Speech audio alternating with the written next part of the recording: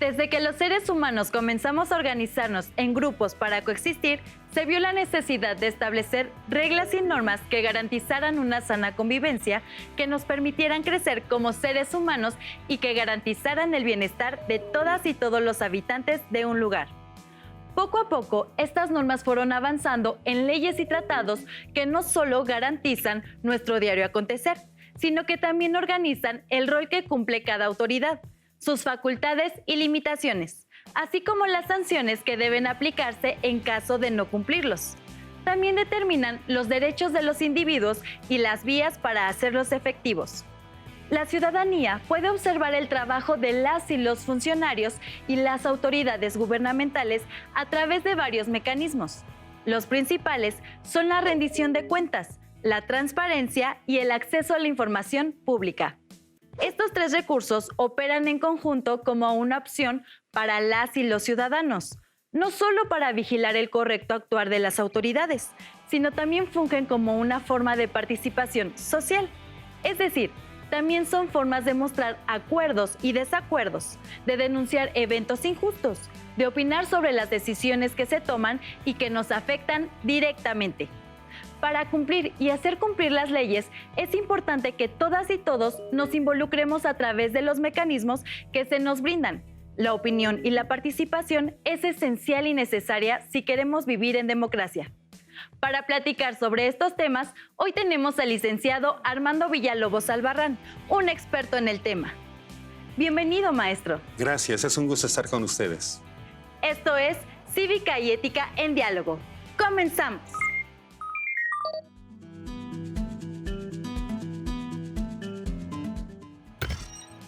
Comencemos preguntando algunos elementos que nos ayudarán a comprender mejor la forma en la que la Constitución organiza nuestra vida social, porque uno escucha Constitución y puede sonar muy complicado, pero no debería ser así.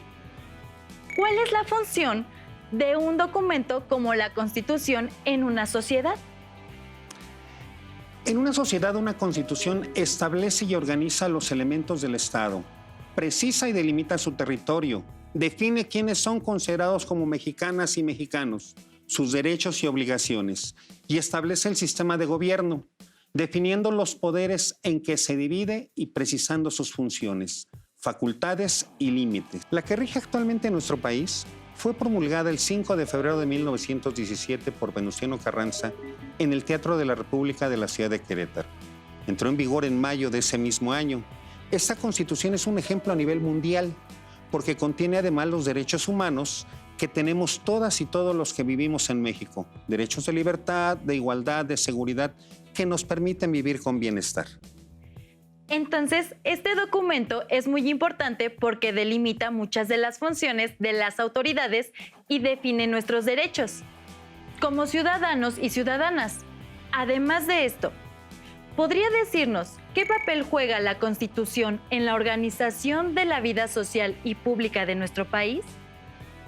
La Constitución como ley máxima regula y organiza la vida democrática de nuestro país. Es una convención social resultado de luchas y demandas históricas de diversos sectores de nuestro pueblo, como las y los campesinos, los trabajadores y trabajadoras, entre otros. En ella se expresan los valores de nuestra sociedad, las formas de acceder al poder y los controles para su ejercicio. La Constitución proporciona un conjunto de principios y reglas básicas que permiten una sana convivencia entre los miembros de una sociedad. Como hemos mencionado, en ella se encuentran organizados los elementos del Estado, el territorio, la población y el gobierno. Como puedes ver, la Constitución organiza nuestra forma de vida democrática y contiene los derechos para convivir dentro de esa democracia. Sabiendo esto, vemos cómo la Constitución no es una ley que podamos ignorar o dejar pasar de largo. Debido a su importancia, es necesario cumplirla. ¿Podría decirnos quiénes están obligados y obligadas a cumplir la Constitución? Como bien lo mencionaste, la Constitución no es una ley que pueda ignorarse. No es una ley como las demás. Es la ley suprema en nuestro país, lo que significa que está por encima del resto de las leyes. y estas deben ser congruentes con los principios o postulados que en ellas se plantean. Por esta razón, todas y todos los mexicanos estamos obligados a cumplirla, tanto las y los ciudadanos como las mismas autoridades. Si todas y todos los mexicanos estamos obligados a cumplirla, significa también que según la Constitución, todas y todos tenemos derechos. Efectivamente, la Constitución establece que todas las personas tenemos derechos para proteger nuestros bienes fundamentales, como vida, salud, libertad, propiedad, privacidad, legalidad, seguridad y otros. Pero además, las autoridades en el ejercicio de sus funciones están obligadas a respetar tales derechos y a resolver nuestras peticiones, considerando siempre aquello que beneficie la protección de tales derechos. Es decir, siempre resolverá a favor de la persona y del bien común. Es así, tomamos como ejemplo que un juez deberá resolver con justicia y respetando las reglas del juicio cuando pretenda afectar alguno de los derechos de un ciudadano o ciudadana, como la libertad, al ordenar la prisión de una acusada o un acusado. Además de la Constitución, ¿qué otros documentos existen que señalen y protejan los derechos de la ciudadanía? Existen tratados internacionales. Un tratado internacional surge cuando dos países llegan a un acuerdo sobre cómo relacionarse, cómo resolver asuntos de interés o cómo atender asuntos del bien común. Al llegar a un acuerdo, celebran un pacto, o mejor dicho, un tratado bilateral, es decir, que obliga a ambos a cumplirlos. Los países que celebran un tratado están obligados a respetarlo, y al igual que ocurre con las y los ciudadanos, si surgen diferencias y desacuerdos sobre la interpretación o aplicación de un tratado, pueden acudir a instancias o mecanismos internacionales, como comisiones o tribunales, quienes resolverán el conflicto. Hablemos ahora de aquellos y aquellas quienes trabajan directamente en estas instituciones, quienes deben vigilar, cumplir y hacer cumplir las leyes y prestan un servicio a la sociedad. Los llamados funcionarios, funcionarias, servidoras o servidores públicos. ¿Qué es y cuáles deben ser las obligaciones de las y los servidores públicos? Un servidor o servidora pública es una persona que brinda un servicio de utilidad social y presta servicios al Estado. Esto quiere decir que aquello que realiza beneficia a otras personas y no genera ganancias privadas, más allá del salario que pueda percibir la persona por este trabajo. Las y los servidores públicos son responsables política, penal y administrativamente por actos o omisiones en que incurran en el desempeño de sus respectivas funciones. Son responsables de sus actos durante el desempeño de la función pública. Deben ser honestas y honestos en cada una de sus tareas de servicio público y deben capacitarse y perfeccionarse en su área de trabajo. Como ciudadanos y ciudadanas, ¿podemos conocer la labor de las y los servidores públicos? No solo podemos, sino que ellas y ellos están obligados a darla a conocer y nosotros y nosotras debemos exigirla.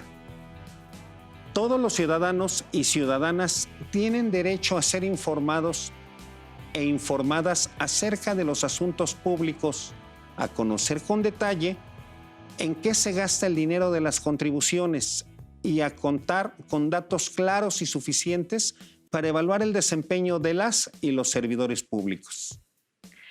¿A través de qué mecanismos podemos conocer las funciones de las y los servidores públicos?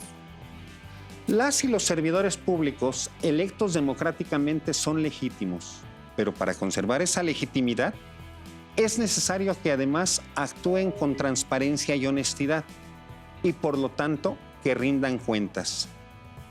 Estos son precisamente los mecanismos a través de los cuales podemos conocer si un servidor o servidora pública está cumpliendo realmente su labor.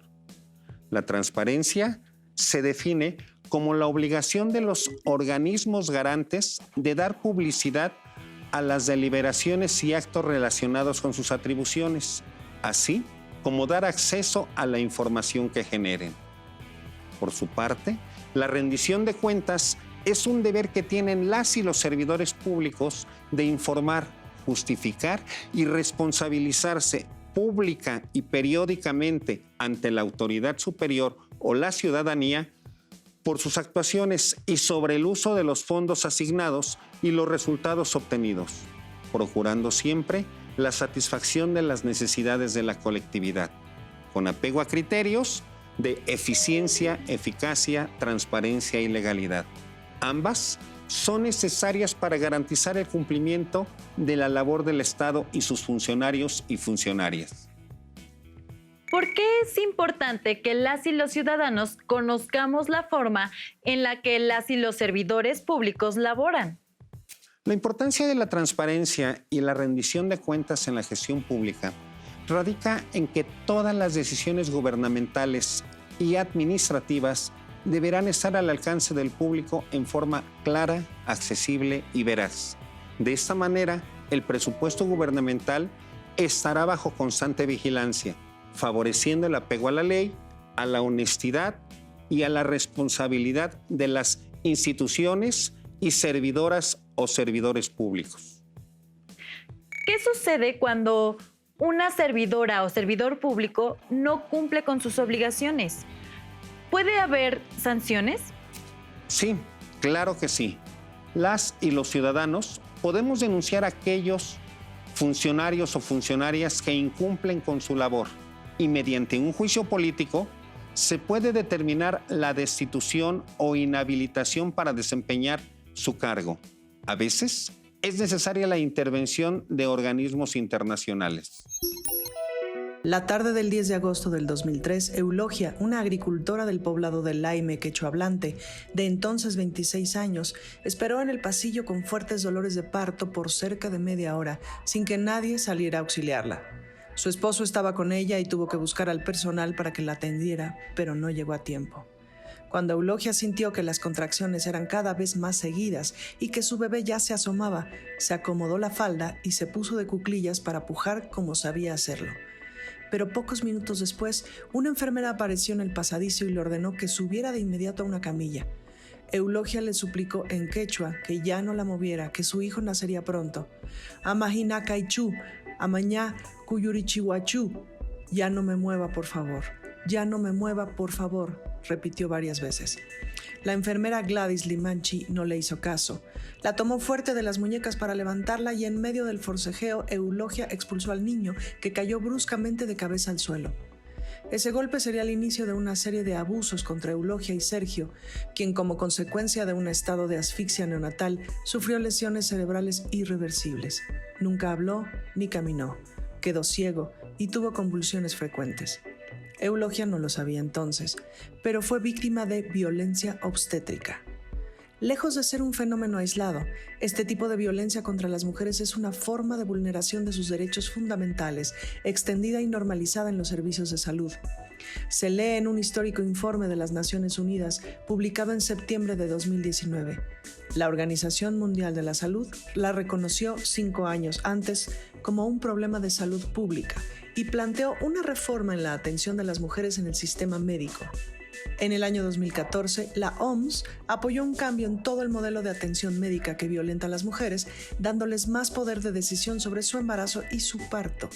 La Comisión Interamericana de Derechos Humanos presentó en el 2020 al Estado peruano un informe final sobre el caso de la agricultora cusqueña Eulogia Guzmán, víctima de maltratos que generaron daños irreversibles a su hijo durante su parto en un centro de salud.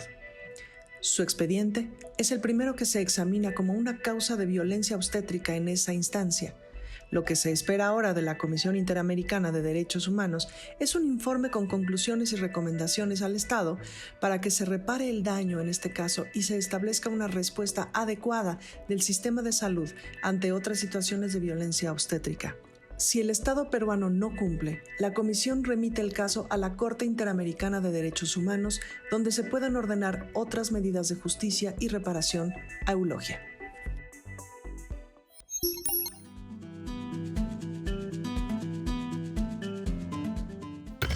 El caso de Eulogia es un ejemplo de cómo ante un caso de injusticia puede recurrirse a un tribunal internacional para defender su derecho a obtener justicia por la muerte de su hijo. Perú, el país donde ocurrió este caso, celebró con otros países tratados que buscaban velar sobre los derechos de las personas indígenas, pero no lo cumplió. Por ello, el tribunal pudo emitir una sanción. También puede verse cómo un servidor público no cumplió con su labor al no proteger, por encima de cualquier otra cosa, la seguridad de Eulogia y su bebé. En este caso, todos aquellos quienes la agredieron a ella y a su bebé se hicieron acreedores a una sanción.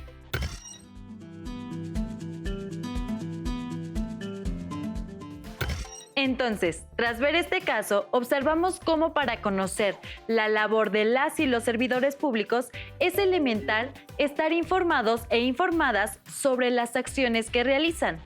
Pero, ¿cómo podemos tener acceso a esta información? Es muy importante entender que el acceso a la información es también un derecho y el que las autoridades garanticen este acceso es una forma de rendir cuentas.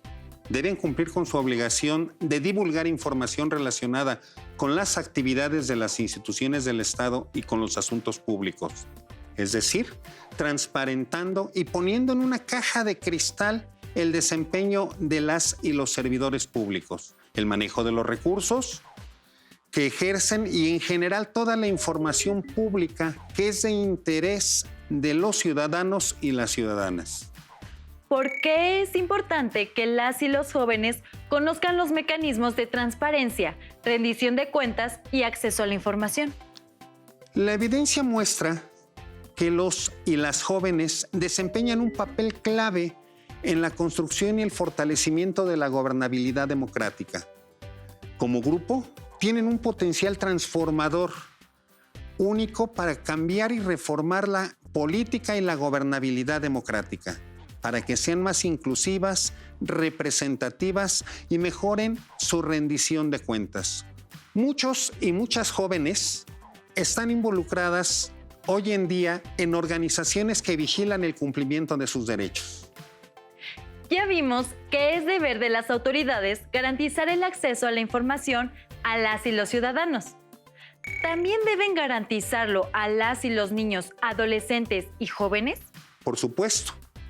Y debe garantizar además que sea totalmente comprensible para ellas y ellos. La familia, la comunidad y el Estado deben garantizar que ellos y ellas puedan buscar, recibir y difundir información e ideas de todo tipo y por cualquier medio. Asimismo, los y las familiares deben orientar, supervisar y en su caso restringir las conductas y hábitos de niños, niñas y adolescentes, siempre que atiendan el interés superior de la niñez. Las familias, la comunidad y el Estado siempre deberán tomar en cuenta la opinión del niño o niña de acuerdo con su edad y grado de madurez. Los observatorios se crearon originalmente para realizar observaciones astronómicas. Sin embargo, en años recientes se utilizaron para realizar análisis sobre fenómenos sociales. El primer observatorio en México se instauró en el año de 1997. Desde hace algunos años, la figura del observatorio surge para analizar diversos temas o problemas de la realidad social con diversidad de métodos, técnicas de recolección y análisis de datos. Por ejemplo, inmigración, innovación, violencia intrafamiliar, delincuencia, entre otros. El término observatorio también es empleado para referirse a un portal o a un sitio web, un instrumento de análisis, un espacio de observación y en algunos casos, con fin de dar notoriedad, se asigna a cualquier actividad apoyada en las tecnologías de información y comunicación, como el seguimiento y evaluación. Todo observatorio busca dos propósitos elementales: investigar, es decir, revisar, describir, caracterizar, evaluar, discutir, cuestionar, sugerir los contenidos que aparecen en el espacio de observación pertinente a su área de interés. Segundo objetivo, informar a la comunidad los hallazgos que ocurren en ese proceso. Los observatorios juveniles buscan revisar los temas que incumben a la población joven. Por ejemplo, el Observatorio de Derechos Juveniles, el ODJ, nació en 2014 como un espacio juvenil que promueve la rendición de cuentas y el monitoreo legislativo. Tras 6 ediciones, el observatorio se ha consolidado como un espacio que promueve la evaluación de políticas públicas de los gobiernos locales, específicamente en Ciudad de México, Tlaxcala y Oaxaca. Su objetivo es promover el empoderamiento de las juventudes a través de diferentes herramientas metódicas que les permitan participar de manera informada y activa en las decisiones de las autoridades.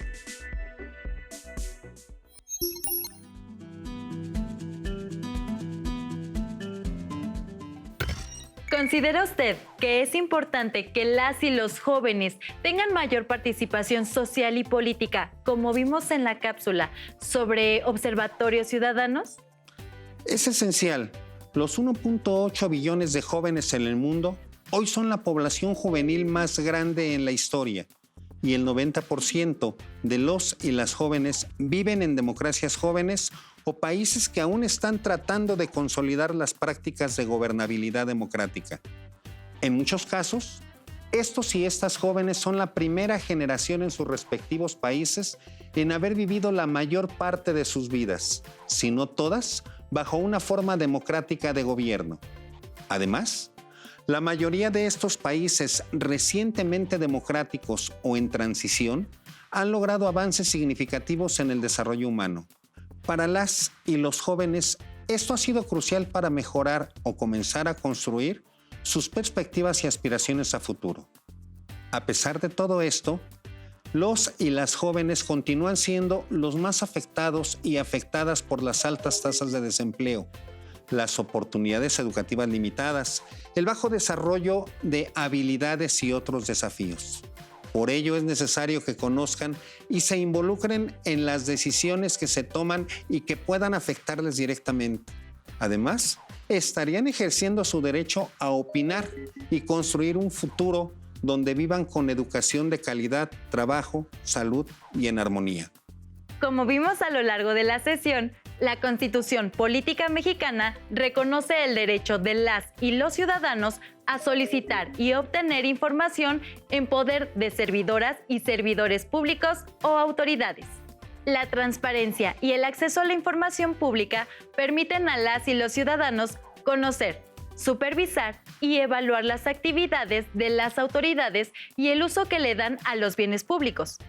Las autoridades actúan con transparencia cuando ponen a disposición de las y los ciudadanos información clara y confiable sobre sus actividades y los asuntos públicos.